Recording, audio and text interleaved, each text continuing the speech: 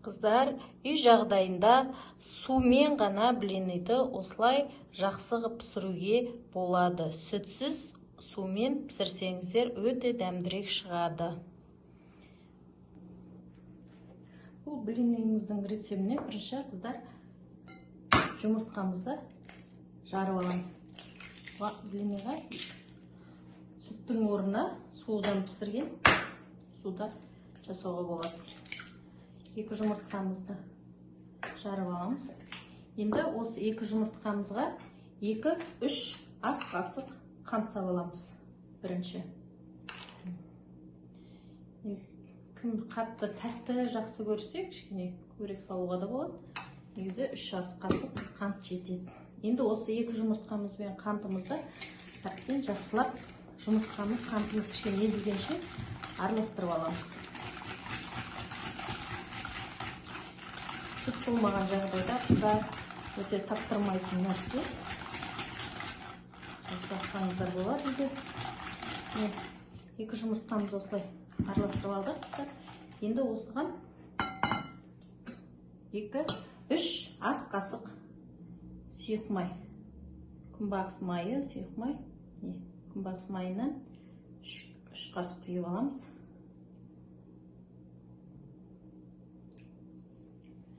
Ас қасық сұйық май.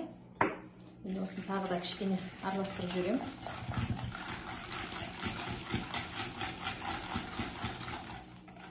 Араластырып алып. Енді қыздар міне мұнда менде 250 мл су.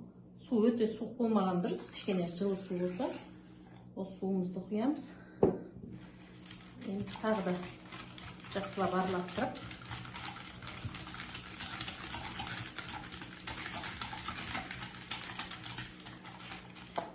Келесі ұнымыз мен өлшеп алдым. 180 грамм ұн жеткілікті. Ұнымды илеп өлшеп алдым. Бұнда 180 грамм ұн болды. Енді осы ұнымызды жақсылап тұрып, қыздар араластырып аламыз.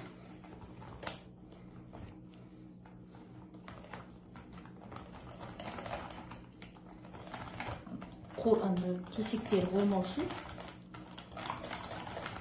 блинімізді тестасын жақсылап араластырып алайық.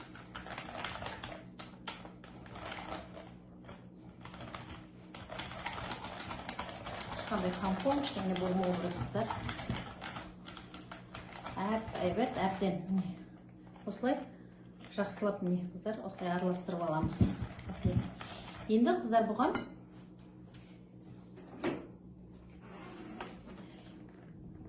ыстық суымыз жаңа ғана қайнады, менде кипяток. Осыған бір кружка, осы 250 мл қыздар ыстық суымызды. Енді осы ыстық суға қыздар мұнда ас содыны, менде мұнда бір қасық ас содыны ыстық суға салып, кішкене араластырып жүреміз.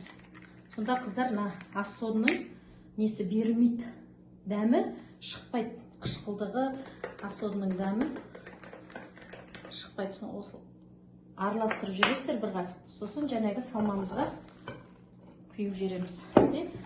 Қатты араластырып жүреміз.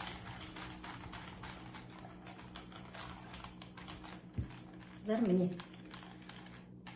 осылай әбден араластырып аламыз.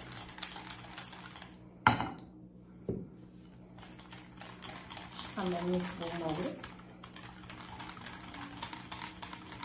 Лезде жасалатын нәрсе, қыздар блини деген ұзаса бір 5 минут қой уақытымызды алады. Енді осылай араластырып алып, енді табамызды қыздырамыз. Қыздар, мен енді мамыз дайын, табамыз қызыды. Табамызға кішкене ғана май тамыз жүрсеңіздер болады. Күлмес. Майымыз тамызып алып, кішкене ғана. Енді осыған жаңағы немізден құйып пісіреміз.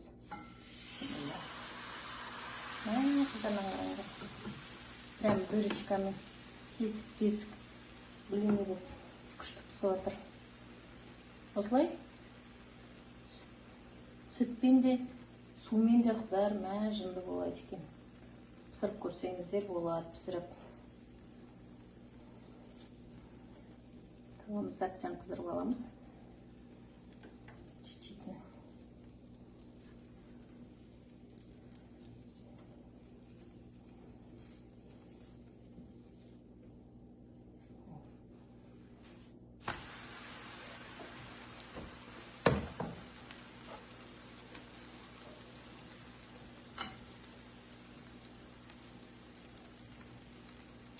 Бар біліміміз сумен де жақсы шығады екен.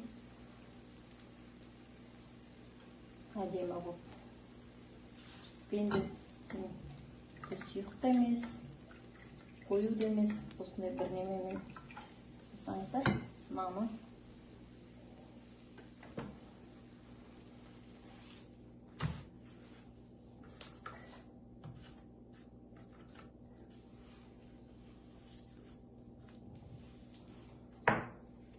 Келесімізді құйып аламыз. Келесіні уже майламай қойсаңыздар да болады. Табамыздан қарап қыздар. Көріп прям точка болып пісіп жатыр. Көріп тұр ма сіздерге? Әдемі пісіп жатыр. Осылай үйде қыздар, өз балаларыңызға, қыздарыңызға үйретіп қойсаңыздар, рецептіміз өте оңай. Ешқандай сүттің қажеті жоқ. 2 жұмыртқа, су болса болды. Қант.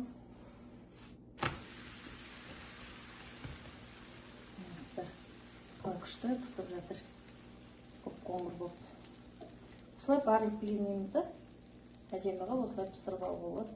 Қыздар, бұл блинді тек қана сүтпен, не болмаса блинді торт жасап жеулесеңіздер де болады. Өте дәмді шығады.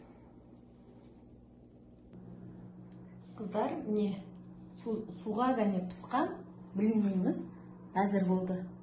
Қыздар, тура сүтке пісқандай әдемі күшті піседі екен. Осылай үйде жасап көрсеңіздер болады. Тәтті, дәмді болды қыздар. Тура сүтпен тура бірдей. Және де міне үзілмейді, ешқандай артықшылығы жоқ қыздар. Сүт қосқан сияқты сумен де жақсы әдемі жасауға болады.